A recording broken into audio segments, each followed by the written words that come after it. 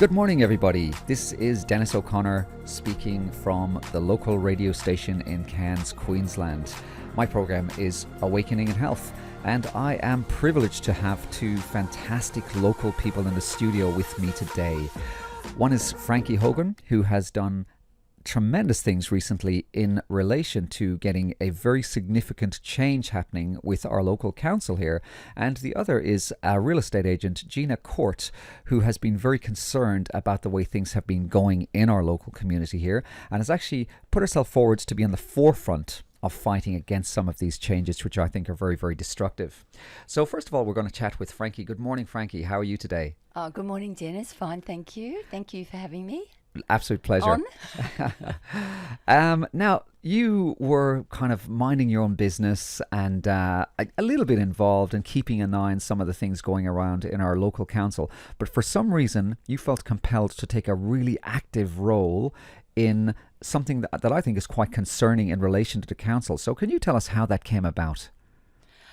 Well, first of all, I was listening and watching Councillor Brett Olds at one of the council meetings some months back, discussing how his son had gone to the library to buy a drink and pay cash for the drink, and the librarian would not accept his cash. So he went home and told his father. So Councillor Brett Olds then started a campaign against the cashless facilities that the Cairns Regional Council had implemented from 2019, whereby they had stopped cash payments at the entertainment centres, CPAC, and the tanks and the libraries.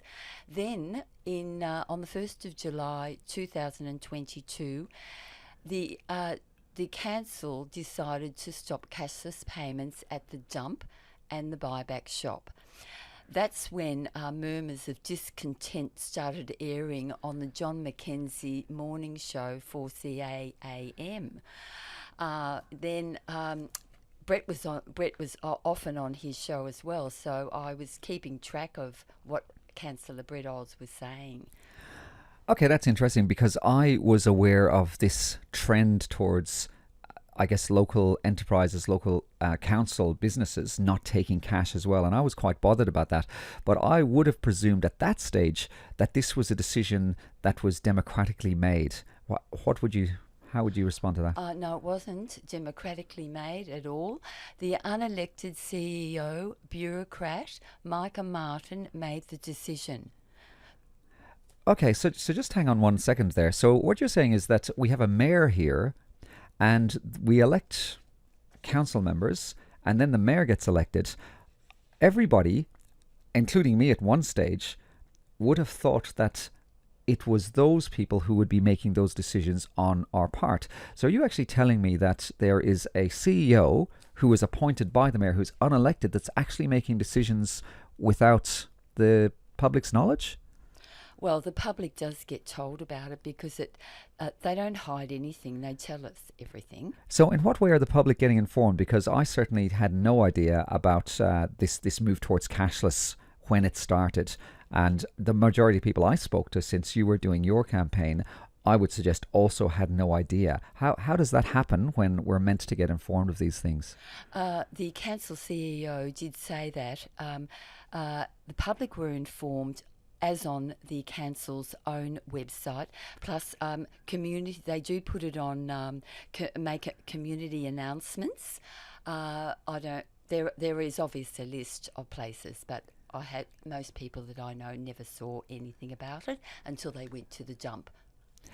Interesting. So what you're telling me is that unless I want to pour through what I find is a very laborious and not very user-friendly website, or unless I accidentally happen to be listening to some announcement in an obscure place again, which I'm probably not going to tune into, that the majority of people I would say are in the same situation as myself. Really, how is that informing the community widely? I can't see that is. I think it's a bit devious. It's not informing the community very well at all. I did say to the CEO when I handed over my petitions that why wasn't a notice given out at the half-yearly rates, that would they always have a pamphlet of all the great things they've been doing for the community. So it should have been announced on that pamphlet. So that was in last November we got our rates, but that's something think they're going to take on board now, though, after I suggested that to them. Okay, so you decided to, I guess, get very proactive in relation to doing something about this. And I'm really glad you did, because it just had this incredible response. You went out there more or less single-handedly with petitions. You approached local businesses. You even went to markets. You approached people individually. And from what I gather, you found that a whole host of people were quite incensed with, I guess, these subversive decisions maybe. What happened there? Okay, I'm just going to go back a little bit about the unelected CEO bureaucrat Micah Martin. Okay, we put an online petition on with FNQ Businesses United. Put it on for me because I wasn't too good at that technical information, technical process. But the CEO put the question was asked online, and the CEO replied, "It is not unlawful for council to refuse to accept cash and to ask for card payments only, provided it is made clear before the service or good is purchased, as per the Currency Act 1965, CTH, Commonwealth, and the Reserve Bank Act 1959, CTH. This direction to go cashless was communicated to the public in the lead up to its implementation via the following community announcement sent out on the 27th of June 2022. Come on, Frankie, that just sucks to me. So basically, this CEO has made this decision. She's used some reference to a 1960 law. She's put out informed consent, I guess, in places where the absolute majority will never get to see them. And then she wants to push that through as something that somehow we all agree with. And the other point I'd make there is it doesn't really matter whether it's lawful or not, does it? If these people are meant to be elected, as you pointed out, this woman hasn't been elected, but we feel or we perceive that we elect the council to do the things that we want to happen. The councillors only listen to protest by the sound of it. They need to get out and walk the streets as a normal person would and find out what the people are saying out there, because everybody I met, including all the elderly, apart from one elderly citizen, they all use cash, and they're all they were disgusted by the fact that it was taken away from them without their proper knowledge or a vote on it. So essentially, the CEO is using, I don't know, just she's being a bit sneaky, I think. So she's on the face of it, she's done all the right things, but practically nobody was aware of this that you found apart from one person. Is that what you're saying? Well, I'm just saying there was only one gentleman actually who was the only one who said he didn't want to use cash anymore. Everybody else wanted to use cash, and nobody had known that it was taken away from them until they went to the facilities, any of the facilities or the entertainment centres. That's when they found out. There were complaints made to the council, but there were only a few, 47 or something, so they didn't take any notice of it. It really was only when Councillor Brett Olds got the stick out and started pushing and prodding those councillors to change their mind about it. He put forward a general business motion and they voted on that, and that's the only way we got it through, really, because of that motion, that they had to vote on it because they weren't going to be voting on it. The CEO is, in my opinion, in control of the council. That's very, very fascinating. And it's also just, I think, a little bit sinister that we have an unelected entity who is making the final decision on things that really are very important for how we function in society. Correct. By the way, it's the operational that the CEO noted that it was an operational decision, and operational decisions can be made by the CEO. Now, the councillors need to step up and not allow this to happen anymore. They need to take responsibility for their actions as a councillor. We voted them in. They need to find out what we want and do what we want, not what a CEO who's unelected. I think I'd add to that, Frankie, and this is the reason why I'm putting myself forward and doing shows like this, is to bring that awareness to people in the community, especially people listening to this show, this local radio show. And even this applies to other places in general. I'll end up kind of posting this to some of my other media at Awakening in Health. But quite simply, the response that you got was tremendous. You got more than 5,000 signatures, and the council scurried like cockroaches, I would say. Correct. Because the light was shone on them. They absolutely backed down. And I attended that meeting at council where there was a unanimous vote to reinstate cash in some of those places. Correct. The petition almost didn't get up, actually, because I only gave the petition to the CEO 5 days before the ordinary council meeting in March. But fortunately, they changed their mind. I think that a lot of the comments on my petition probably helped to get that petition tabled at that meeting. They then postponed the vote that Councillor Brett Olds put forward to the following month, which was last Wednesday. So are you getting the feeling that unless they didn't see the weight of some of those comments, they would have in some way buried that or pushed through with that decision and just carried on as if there was no concern? Oh, I think so, because they have their own petition, which I found out 3/4 of the way through the foot stomping. Their petition was very minimal, had minimal information, name, signature and postcode. I just made up my petition from online petitions that gave you examples of how to do a petition, and I made sure I had comments, and those comments were amazing, and some of the paragraphs that people wrote were spot on with what they were saying. There's a little lesson for anybody listening out there. You don't have to use the council's pre-prepared forms and documents because they are weighted in a specific direction, so you don't have a voice. So that's a very important point to make there, Frankie. But as I learned from a lady at the markets when I was trying to get the people at Holloway's Market to sign the petition, this young lady said, I started a petition years ago, you have to make sure postcodes are on, otherwise they don't accept it. Well, I had people write their whole addresses and postcodes. So the council does have a criteria, a pro forma petition that you have to follow to make sure that you have the principal petitioner at the top with the address on each one, which I didn't have, and so I had to do a lot of work before I handed in the petition. So you can be as angry as you want, and you can want change, but if you don't follow their process in making that known, your voice is also discounted. Yes, as this lady's was, yes. Quite incredible, isn't it?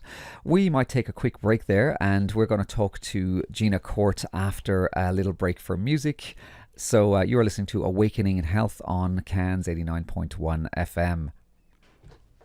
Welcome back to 89.1 FM. You are listening to Dennis O'Connor with Awakening in Health, and I have in the studio with me Frankie Hogan and Geena Court. We've just talked about how the council, I think, tried to very deviously put through a no cash system for some of their outlets and some of their services, and Frankie did an absolutely tremendous job in organising a petition with over 5,000 signatures, which made the council back off very, very quickly and reinstate cash in some of those places. And also she informed me of something that I never really had a clear concept of, that we have a CEO in place who is not elected, who makes final decisions. And that's something very, very important, not only for this local community to be aware of, but for anybody else if this show gets out and about elsewhere. But now I'm going to bring in Geena Court, who has some more very interesting information. Geena, how are you doing this morning? Oh, I'm very well, thank you. Thank you for having me. Absolute pleasure. So I'm going to play devil's advocate a little bit here, but from talking to you before and seeing some of your work, I know that we are fairly aligned with our views about certain things, but I think it'd be quite unfair if we just both kind of gang up along those lines. So again, I'm gonna, some of the things I'm gonna maybe suggest are not necessarily my opinion, but again, I'm gonna play that devil's advocate role if I can. So a cashless society. Now, the first thing I might say is that just having cash in some of the cashless, a cashless system in some of these venues, it doesn't necessarily mean that the whole of Cairns is going to go cashless. So why the big fuss? What's it about? Well, for starters, just on a local basis, I think that if council were to go fully cashless, that a lot of businesses would follow suit. And there are some businesses in town that are already cashless. I won't name any online, but there is a much larger reason and a much larger picture that I think a lot of people, if they're not knowing where to look, they're not finding the information, and it's done almost like our CEO at the council, so secretively that unless you're particularly looking for it, you will not find it. I recently posted a post which is to the public, so please feel free to look it up. But I recently posted a post of a presentation that was done in Parliament House by Senator Ralph Babbitt from Victoria. And interestingly enough, none of the other parties turned up at this presentation. Nobody was there. So he basically spoke to an empty room, which should raise some questions anyway. He advised that the RBA in August of 2022 announced that they were doing a year-long study on digital currency. This is under the guise of saving the planet. It is a study really on how to better regulate and control the lives of ordinary Australians. It states that digital currency will be controlled by the state. It is based on blockchain technology and therefore it is actually programmable. The state can then control what you spend your money on, how much you can spend, and they can also set an expiry date. There's a reason for that. The WEF, the World Economic Forum, have already declared their intention to give citizens a carbon allowance. Digital currency will actually allow them to do that very easily. Remember Klaus Schwab proclaiming, "You will own nothing, but you will be happy." He wasn't joking. This will ensure that we are unable to save, we're unable to build generational wealth. And the RBA are considering this really seriously. So this should be of major concern to all of us. Now, hang on, Geena. Sorry.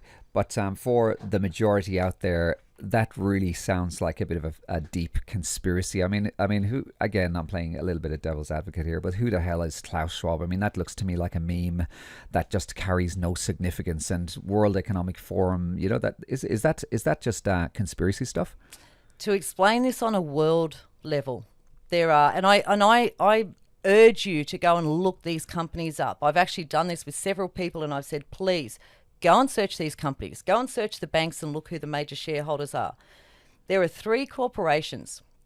Not only do they own 96% of everything that we use on a daily basis, everything from your cars, your pharmaceuticals, they actually own mainstream media, interestingly enough, clothes, Microsoft, everything. Just go and start looking, Google Coca-Cola, shareholders, major shareholders. You will see these 3 companies, Vanguard, State Street and BlackRock, and they will be up in the top of almost every place. And if they're not there, the ones that are up the top, Google them and you'll find that they're owned by Vanguard, State Street and BlackRock. Okay, so you're almost putting it out there that from a global point of view, just about every consumable interaction we have, there are just a handful of entities controlling that whole thing. That's right. And maybe you're also suggesting that these entities don't have borders, because if there's only 3, that means that we're talking global here. We're not just talking Australia. Is that right? Yeah, that's right. So we're saying that's a lot of power for just maybe 3 or 4 entities to have in relation to how the world runs. And I'll bring that back to cashless. The one thing they can't control is cash. So news.com.au, interestingly enough, did a report not that long ago, and they established there was 2 billion notes in circulation. Now, these notes equate to $100 billion. And because these corporations own the banks, they know what the banks have. So they're also fully aware that people are actually hoarding cash at home. I mean, who doesn't have a little bit of cash at home? Love Marketplace for that. But because they own the banks, they basically have control of, well, they don't have control of the cash, but they do have control of digital. So once it goes, because remember, they own Microsoft, they own Apple, they own all this blockchain technology. It's all programmable. So by taking cash out of the calculation, they do have total control of all of your spending. Now, why would they want to have this control? I mean, we're in apparently a democratic society. We have freedom. We have rights. What it's sounding then. This is sounding all very, very sinister. So for the skeptic who believes in a beautiful world that we're living in, how could this be possible? So how would it impact day to day for anybody listening to this show? They don't want mum and dad businesses.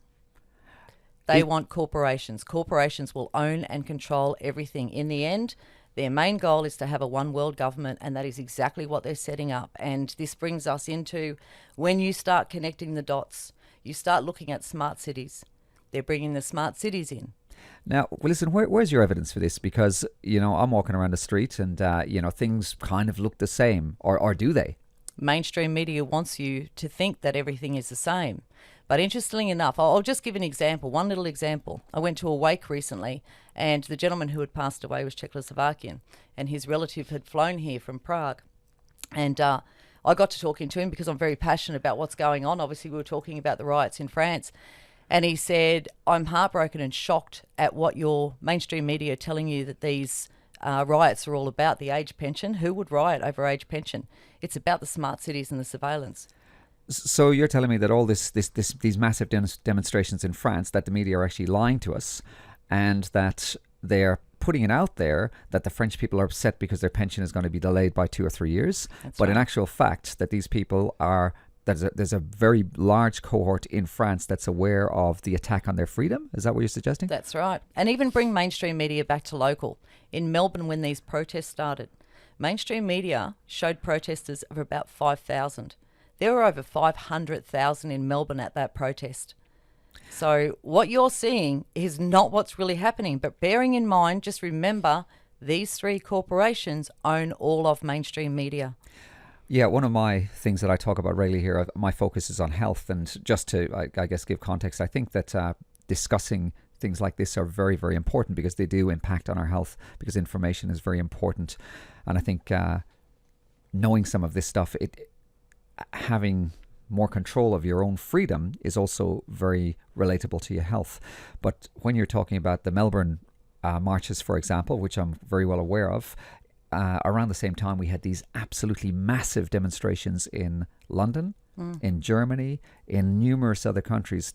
From memory, there was a Freedom March in London, which had 3 million people, which is astonishing. This is just shy of the population of Ireland. And not one thing in the media. Did we see anything not on mainstream media? Not one thing in the media over here. So I often have a bit of a rant and a bugbear about how horrendous the mainstream media is in relation to giving us accurate health information.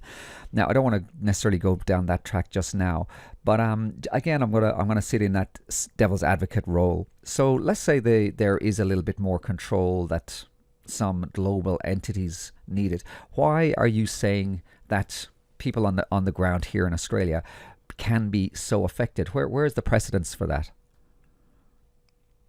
Well, we're going to be totally controlled. Everything you spend, your money, they don't want you to build wealth. But hang on a second. So give us some examples of this. I mean, we have relative freedom now. So do we have any global examples of this? So social credit rating. That's where the social credit rating and all these what is, surveillance cameras. Just break that open. What is social credit rating? So in some parts of China, you already have social credit rating. Where if you do anything that is against the narrative, against the agenda, against what they want you to do, they will stop you being allowed to. So say you've, I don't know, posted something they don't like, just for an idea, an example. They will take away your ability to be able to go to a movie. They will control what you can and can't do by your digital currency. It's a social credit system. Okay. So you have to live by the narrative. You can't step outside the narrative. That's interesting because I was aware that a year ago that something like 1.2 million flights in China were cancelled. Or not necessarily cancelled, but people were actually, when they rocked up to the airport to fly, they couldn't fly because of a social credit rating. And did you know much more about what that looks like? How does that work in real effect? Are we talking about the use of technology in what way? How does it? Can you open that more? Well, you're not allowed to talk outside of, like, we don't see a lot of what's happening in China. It's what's really happening. It's only occasionally someone will actually sneak something out of the system. And I'll give you an idea of, can I go into the smart cities here? Yeah, And absolutely. In some parts Absolutely. of China, these smart cities are actually fully fenced. They're very high fences. They have gates.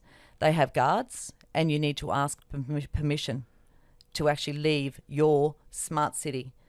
One of the sinister components for me is how powerful the mobile phone can work against us, or the cell phone, because really seems to be a huge push to have your whole life attached to this one little box. And when we look at the companies that are driving the software behind that, every single part of our data is really accessible. And I often wonder who is looking at that and how that's being used. Well, what's interesting with that is I noticed on Westpac Bank, I'm with Westpac, who is also owned by the three corporations, as is every other bank that we use. But I actually noticed just recently, when I go down to the bottom of my page now, it shows me the amount that I spent in the month on shopping, the amount that I spent on groceries, the amount that I spent on fuel. It actually breaks it all down. But so why is that a problem? It's my business. It's my personal life. It's no one else's business what I spend my money on. Is it also possible that that breakdown could be in some way linked to carbon credit scores? And if for some reason you were a naughty person, or you spent too much on your petrol, or you ate meat when you should be eating, I don't know, crickets or bugs or whatever rubbish they're trying to sell us, that your digital currency could be switched off? It's funny, I actually watched a meme the other day, and it had a gentleman pulling up at the service station to get his fuel. And when he went to pay for it, a little voice came out and said, "Hello, Mr. Such and Such. Just be aware that you are almost up to your $80 limit in carbon allocation for this month." And he'd spent $77 on his fuel, so he had $3 left. It's actually very close. It might be a meme, but guys, this is where we're heading if we don't start standing up and being educated, knowing what's going on and seeing what's coming. Okay, so I do want to come back to that, because I think I really have grave concerns about that as well. And that was really well answered, Geena, so thank you. And I was, deliberately, I guess, taking that other voice and that other stance. So how could it be said then, or what's your opinion on how many people are actually aware of this and how many people are standing up? Well, we've mentioned those huge numbers in some other countries. What's your feeling about that here in Australia? One of the issues we've got here is because a lot of people believe that if they watch the Channel 7 or the Channel 9 or the Channel 10 news, they're seeing what's going on. So they're not knowing where to look, because this is what we've all grown up with. We've just grown up with, our government's going to look after us. Our media is going to tell us what's going on. So they've got, I mean, even my mum's 84. I actually educate her on what's going on. And originally she said, Geena, this is about 4 weeks ago, she said, Geena, originally I thought we were going to have to commit you and put you in a padded room and all the rest. And she said, but I've really listened to what you said, and I've started looking into it myself, and I talk to everybody. She lives in a not assisted living, old people's place. She'll shoot me for saying that. And even the people there in their 80s, 90s, they are well aware of what's going on. She said it was really interesting when the conversation came up. She said, I never brought it up because I thought they'd think I was crazy. And she said, no, we now have open discussions about it. It's about knowing where to look, and you can't follow mainstream media. It's not telling you the truth of what's going on. Most of the people I talk to, they don't actually have a clue. So I don't look at those people and go, oh, you're naive, or I don't hold it against them, because you've actually got to have someone in your circle that is actually educating you on this and showing you where to look. Like I'm even saying today, go and look at my Facebook site at a public post by the RBA. Go and look at Vanguard, BlackRock, State Street. Start doing your own research. Don't take it from me. We're trying to help you open your eyes to what is actually going on, because collectively we can make a difference. On our own, that's going to be very difficult. But the more people that wake up here, the more that we can, it may end up with a revolution. But the reason they're smart cities, they don't want us actually building that to go against the narrative, against their agenda. They don't want us to get that amount of people together. Absolutely fascinating. And I'll probably give a shout out to this radio station here for allowing people like us to have a voice and to give us that opportunity to give this information for people who don't know what's going on. You are listening to Awakening in Health on Cairns local radio, should I say this, on a Monday morning. And I have Frankie Hogan, who was responsible for making the council change their minds in relation to a decision to go cashless at some of their venues. And we're also talking to Geena Court, who is on the forefront of trying to get awareness to the local community, and I guess even the broader community, about some of the very sinister things that I think are happening on a global level. We'll take a break for some music now, and then I'm going to dig a little bit deeper into some of these things that Geena is talking about. Welcome back to Awakening in Health on Cairns Local Radio, and I'm here with Geena Court and Frankie Hogan, who are in the forefront of bringing some very, I think, sinister information to the forefront of our listening audience here. We were having a chat about central bank digital currencies and how this could be a very sinister method for the control of our behaviour. And Geena informed us of some fairly crazy things happening in China. And we're going to just go there a little bit further. During the break, Geena was talking to me about some of the things happening with Amazon shops. So, Geena, if you can just tell us a little bit more about that. And it's just all rather frightening, really, isn't it? So they've actually opened some Amazon shops, which you scan an app as you walk in. No one works in the shop at all. There's no register. There's no one there. You walk in, you scan your app to get in. You go to the shelves, you put in your trolley what you want, put in bags, take it out, and it automatically charges you. So what that means in effect is that, again, it's all digital. And remember, anything digital can be turned on or off at any time. So if you're a person that has made your own free medical choices, you may actually be banned from those food shops. So food is going to be a major, and we're already seeing it with the food shortages. They're actually getting us used to food shortages. But in talking to a lady that actually has a food shop, she was saying, we've actually asked why we're not getting this and why we're not getting that. They've been told that the freezers in the truck didn't work. She's been told all these different reasons, none of which make sense, for months. They're getting us used to the food shortages. Okay, so what you're saying is that these Amazon shops, there's absolutely no payment system apart from this biometric ID system, and you just pick your stuff off the shelf. Everything is tracked, everything is analyzed. So even if you had, let's say, your quota of meat for the week, and you trying to put in an extra Scotch fillet, they can probably say, no, you can't have that. Or they can deduct social scores from you, or put a pause on some of your payments. Or, you know, if all your money is digital currency, they could they even do stuff like turn off your electricity? Or with all these smart meters monitoring your houses? And your cars, because remember, we're going electric cars as well. Everything has a kill switch. So you feel that, and I tend to agree. I don't want to put words in your mouth. So please tell me if I'm doing that. So you're saying that this beeline for automation means that we are actually losing control. It's steamrolling this lack of control that we seem to be setting ourselves up for. Would 100%. That be a good way of saying that? 100%. And it's interesting that you mentioned meat, because meat is one of the things that I was looking at a timeline that the UK has done about reaching their carbon emissions and all the rest, the net zero. And they actually have, now I can't remember the years this was broken up into, but on their second or third column, they actually had that meat will be totally discontinued. Now, many of you listeners may not have read, but the general consensus is, and the proof is coming, that we will be eating bugs. We won't be eating meat. And I believe Bill Gates has bought 270,000 acres in the States to be producing these bugs for us to eat. Okay, so why would they want to take meat away from us? Isn't that in line with the carbon emissions like they're going on now about cow poo has carbon emissions?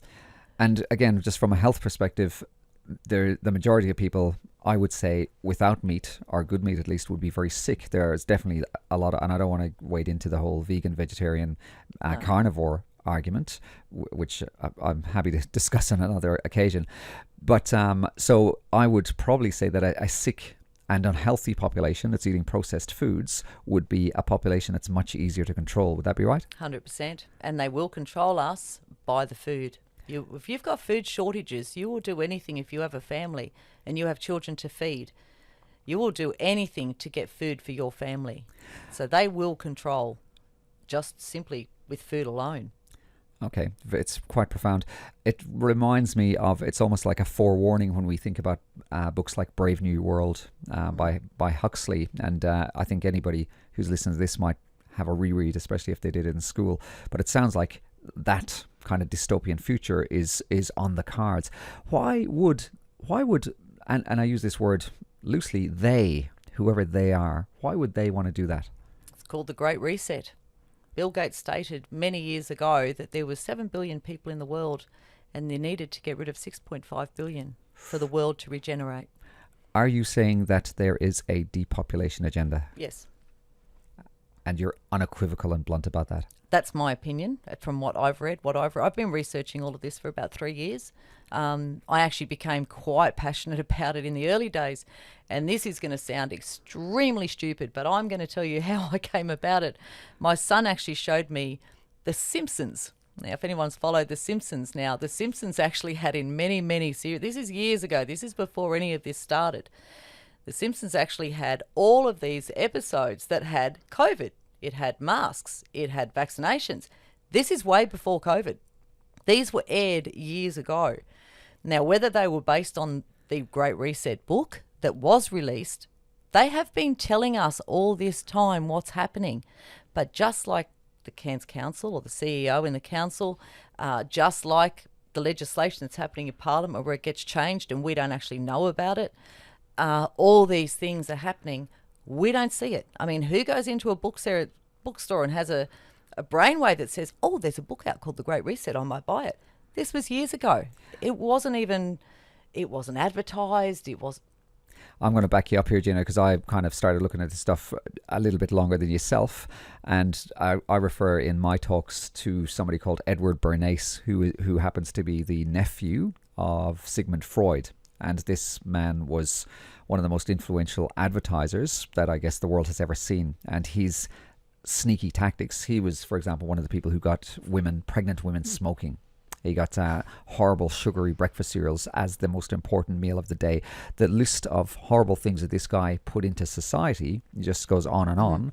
And there is something called disclosure. And also there is a way to influence public perception by putting out these messages before they happen. And Bernays describes great ways of influencing the population first before people put into place some regimes or rules. So what you're saying about the Simpsons is sounds absolutely far-fetched, but if you historically look at the way the media is run, that's one of the things they do, and I challenge anybody to dispute me on that, because I have looked into that deeply. So it's almost like create the fear and the people will line up. Absolutely. And then when we look at the influence that Hollywood has by throwing these movies out in front of us of these great disasters and how the government will protect us and save the world, it's very subliminal, and it puts us into a state of trusting these huge entities. And you could, again, take the devil's advocate position that they are not necessarily out to harm us, but if we relinquish all control, they're certainly in a position to do it if they want. What actually, so even though I watched The Simpsons, I was still a little bit dubious, but I was like, wow, that's a bit crazy. Like, that's kind of got to make me ask a few questions.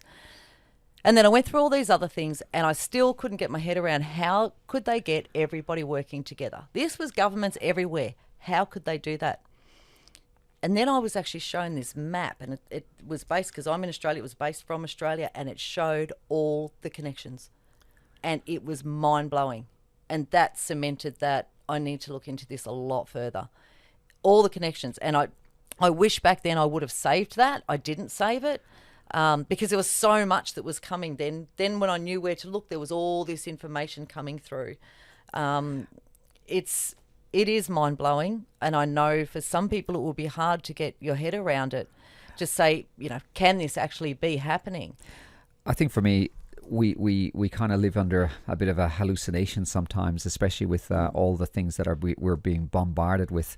But if we take a step back and actually look at some of the facts, it's very, very different. Yeah. And if anybody thinks that a country of multi-million people in America can be run by an 80-year-old man with dementia, and that he is an actual leader of that country, they need to have a reality check that that's not the way systems work. Even that alone stands out as being an absolute farce. Well, and it's also Trump being taken out of the equation now, because they can't risk him running again. Well, I personally don't think that there is really such a thing as a Trump and a Biden. I think that the two-party paradigm is a fallacy, and I think that as you're alluding to, there are global structures that are pushing all these pieces around the chessboard. And even here, I don't believe our own government system is, absolutely. Even here, I think it's hand. two heads of the one beast, and the only difference is one gets us in a particular direction sooner rather than taking our time to do it. And this is why it doesn't matter who's in power, we still have this same progression happening. Yeah. Even just aside, I'm just going to step aside for a second on what's happening locally here. So we've got Palaszczuk due here with Albanese. I think it's from the 8th to the 12th of May. And I was talking to a connection I have yesterday, and he was saying that now you would think in Cairns, where crime is our biggest concern right now, in amongst all these other things that are going on, but crime is our biggest concern, worrying a lot of people. You would think that the government would be coming here, the state government, who can do something about it, would actually come here in that week and mostly talk about crime. Now, apparently, from my contact, the main part of their agenda is welcoming 48 tribes to come and talk about the voice. Now, Palaszczuk's running out of time. Sorry, Palaszczuk's running out of time to actually put the voice to bed because her time's running out. So her main focus now is push the voice. And she's not even going to talk to the people of Cairns and find out how we are with all this crime that's going on while people are living in fear. The government has their own agenda. It is no longer about the people. It's interesting. So, and it's almost a rhetorical question when I say this, but for people who are not aware of our local situation, because I will have listeners from well outside of Cairns, but we have, what I can see is this very incredible and almost insidious surveillance that's going on. And with all this so-called watching and cameras in every corner, as you're rightly pointing out, crime is skyrocketing. It's out of control. I didn't bring them. I didn't bring the figures with me. I actually sat down and did all the statistics this morning. Brisbane, I'll try and remember this. Brisbane is actually, it was about 6.5 times the size. I think I've got this right. 6.5 times the size of Cairns, but our crime is 15.5 times higher. Now, don't quote me on that. I have to get back to you because I wrote it all down this morning. It was mind-blowing. Our crime here, I think we're the top or the second hotspot in Queensland for crime. And listen, just for anybody else listening in here as well, we do a lot of research and we got a lot of facts and figures going on. So in general, we do this with integrity and with the best interests of the community. So if please, if we do happen to make a little mistake or a slip up on facts or figures, it's not deliberate. We're not trying to mislead you. But again, as you said before, and as I continuously say, especially about health, I just really want to encourage everybody to do their own research. I know it's a cliche, but this information is available, so nobody has to believe directly what we're talking about, but we're giving enough breadcrumbs about all these things for people to actually validate it. And the other thing I'd absolutely encourage people to do is get back in touch. If you think Geena is crazy or I'm crazy or you want more information, I stand by the information I look at.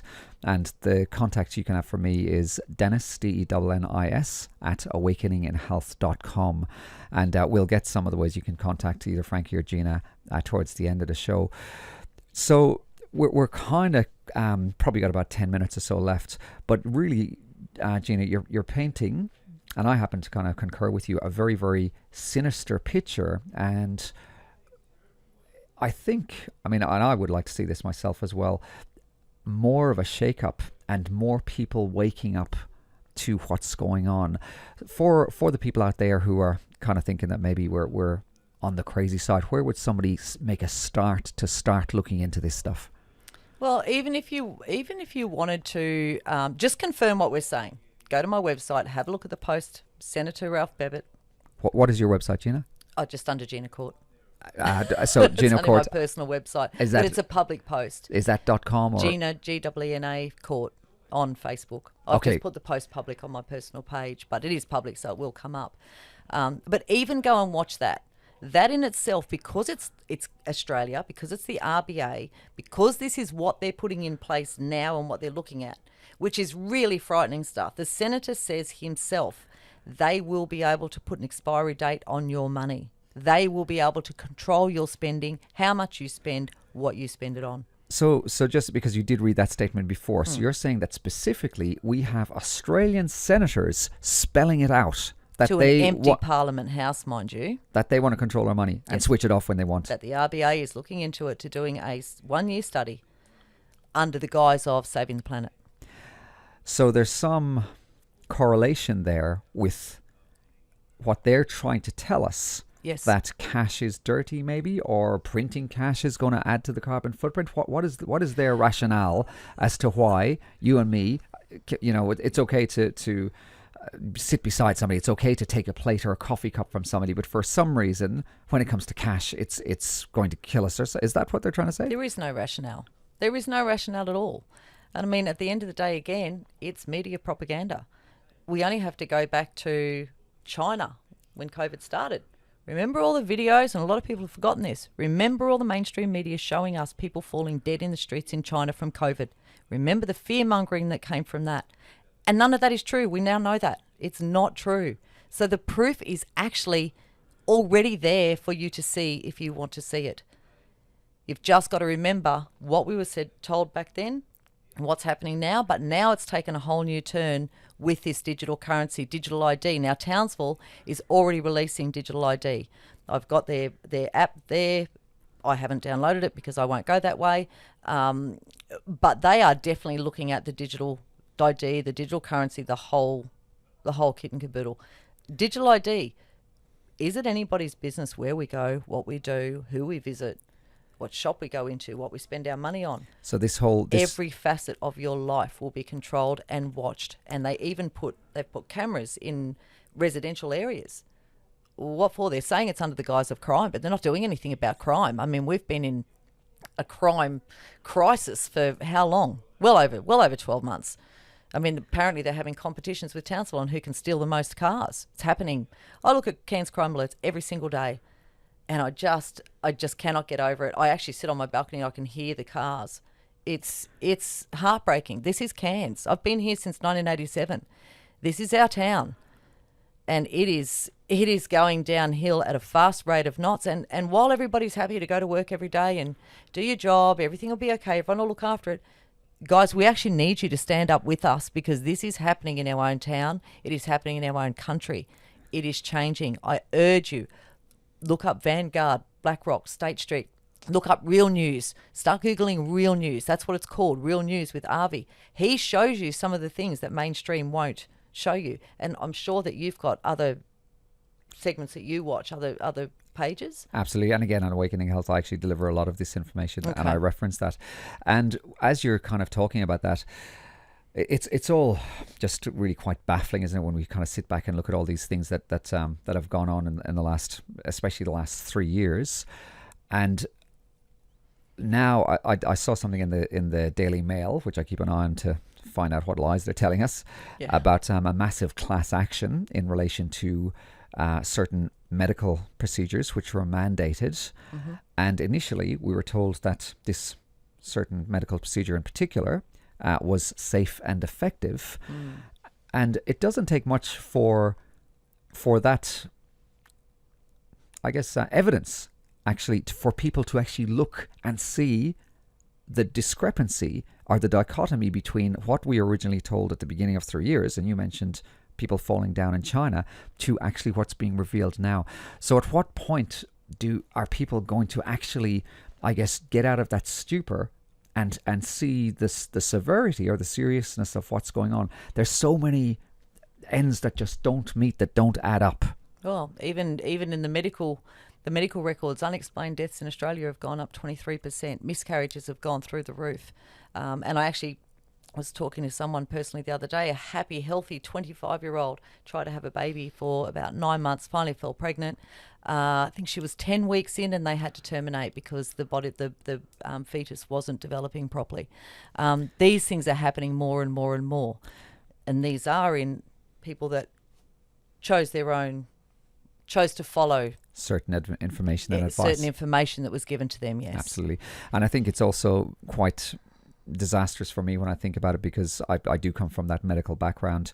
So I do actually focus on a lot of those stats and numbers.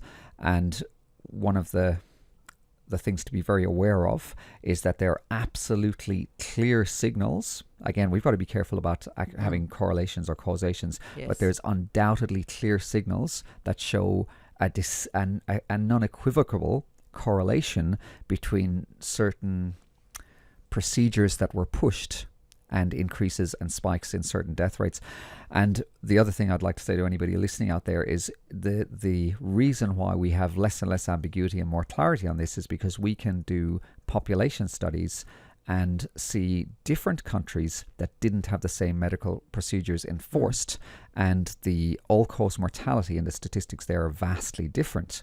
And again, people can write in, they can maybe have a chat with yourself and myself, and we can correlate what we're saying very, very clearly. And I guess this also then goes back to, would it be too much of a stretch to say that we are absolutely getting lied to by the people that are meant to be protecting us? Not at all. That's exactly what's happening. That is 100% what's happening. And it's not even, it's so, what was the word that you used before to describe this whole event, this agenda that the elite have? I don't call them the elite, I'd call them other names, but I probably won't say that on radio. But what they're doing, this agenda they're following, is, there is no word for it. It's greed, it's power. We are pawns in their game, and we are seen as the little ants that they can. It's time to stand up and show that we're not ants. We're not going to be stepped on. But there is a lot of stuff coming our way, and I don't live in fear of any of this. I'm not in fear of any of this. I actually have my faith. So I don't live in fear, but in saying that, I am replanting my entire garden to be an edible garden, which was really pretty originally, but now it's actually going to be more beautiful because I'll have stuff to eat. And they are saying that we should start stockpiling food. I mean, the food shortages, we're seeing it. They're showing us we need to get used to it. So start planting some food. Even more importantly, what you're saying there, and I do a lot of work with chronic health conditions, and a massive, massive part of wellness and looking after your health is knowledge of how much poison is in processed foods that we're ingesting. And two of the biggest things that I continually go on about are things called glyphosate and atrazine. And glyphosate, for anybody out there, is Roundup.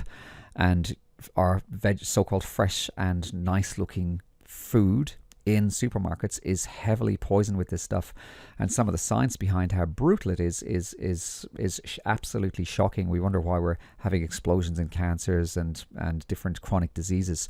So that point that you're making, to have control of your own food, not only are you over a barrel to be kind of funneled into having, I don't know, it almost reminds me of the Soylent Green movie back in the day, to have these processed foods that could have anything in them, and you having your own control of the things in your own back garden. I mean, this is what we were doing, 100 years ago, 200 years ago, and it takes away our dependency and our reliance on these forces.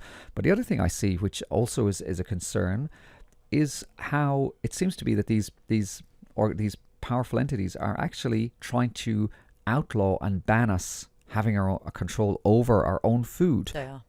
What's that looking like for you? What are you seeing? Well, I mean, I was reading a report, and I think most people were actually aware of it in Victoria, where they were talking about banning people from actually growing their own food in their own backyard. I mean, if that's not overreaching control, I don't know what is. But here we are taking steps to make sure that, yes, okay, we're going to have food, and that, I believe, was going to get passed at one stage. When you put it all together, really, separately, you could nearly give these people a get out of jail card, but collectively, when you put all these little pieces together, to me, it's so blatantly obvious now from looking at these whole circumstances over the last, I guess, 10 years or so. Some people might be just having that chink in their reality just widening just a little bit more, but I think from the sentiment in the last few years, I think has changed quite dramatically. I'm finding a lot more people who are starting to see this stuff who I would never have expected. How would you agree? 100%. Yeah, I'm still, I must admit, probably in the last 2 weeks, nearly everyone I've come across has not been aware at all, including my courier driver. So I talk to absolutely everybody because I just feel, I don't know, that's my journey at the moment. Before that, I was probably finding more people awake. I think with some people, when they start getting a grasp of what's happening, it's almost too much. Where it's like, this is just too much to take on. I'm just going to go back into my hole, which I understand. But there are groups that you can join that are all like-minded. We talk about it, we discuss it, we help each other through it, because it is scary for a lot of people. Probably not so much for us. I mean, I know for myself, because I've been studying it for so long, and I never live in fear. I have faith that good will win over evil, and that's the one thing I suggest strongly is just build on your faith. We will win this battle, one way or another. But if you're scared, or you want to reach out, or you want to know more, and you just want to do it in a safe place, let us know. Reach out. We're here. It is daunting to take all this on in one go. And you are personally making your own waves by reaching into what maybe is not the most noblest profession, I guess, but you're trying to take that fight on from the inside the belly of the beast, I guess. Definitely. What's that looking like? Well, at the moment, so just even locally with the crime, which is not on the big agenda, but locally with the crime, we're organising a protest on the 10th.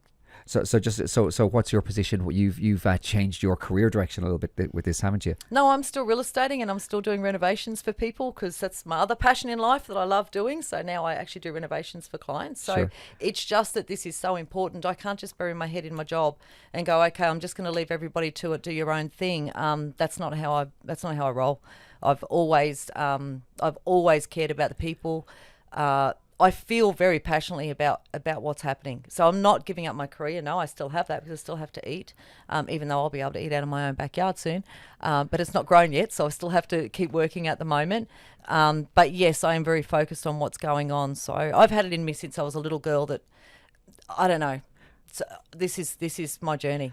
Are you still, have you still got that intention of embarking on a political journey? Possibly. I haven't actually made that decision just yet. Okay. And I think we can really be inspired by how passionate you are, Geena, and Frankie is out of the microphone kind of range just at the moment. But Frankie, I really take my hats off to yourself and to you, Geena, for just really trying to make a difference in the community. And the other thing is, I think, speaking your truth without fear. And that's something that I really try to promote in this show. I'm not saying I'm right about everything. I don't hear you guys say that either. But what I do hear you saying is that you have absolutely grave concerns, and you're trying to bring that to the public awareness. And if people, I guess knowledge is power, but then you have to use that knowledge in order to position yourself in a place where you have safety in that community. Is there any closing words that either of you might want to say? One thing I would say, I mean, I've had a business here since 1999. I am a respected business person. People know I have integrity. It's a lot to put your hand up wearing this hat if you're not certain of what's going on. So if you're questioning this, ask the question, why would Geena Court sit here and put herself on a chopping block if this wasn't happening? It's not a light thing to do. It does take guts to stand up and say, guys, I'm trying to help you waken up, help you see what's going on. So I don't doubt any of this. I've done my research. I just want to help people move forward. There's a lot of people who are not sounding as crazy as we thought they may have been a few years back, I've got to say, Geena. And Frankie, any kind of closing words there, if you go ahead and grab that mic? I'd just like to let people know what goes on in the council chambers. And I think it's really important that the locals start putting some time in to going to the councils to listen to the meetings, because when they find out how the process works and they're not happy, they can do something about it. So please go to the council meetings, send letters to the councillors and the CEO when you're not happy about something, and stand up for your community. Can I just mention one other thing on the council that I don't think you mentioned earlier? The CEO is actually from Brisbane. She's not even a Cairns local, making decisions for Cairns, for the Cairns people, without asking the Cairns people what they want. I'm sorry, but where does this lady get off? Well said. That's a great closing statement. Again, thank you guys so much, and thank you for anybody out there who's listening in. You have been listening to Dennis O'Connor on Awakening in Health. You can send me an email at DENNIS, Dennis at awakeninginhealth.com if you have any further questions. And it's the start of the week for most of the people listening to this, so I hope everybody out there has an absolutely fantastic week. Thank you so much.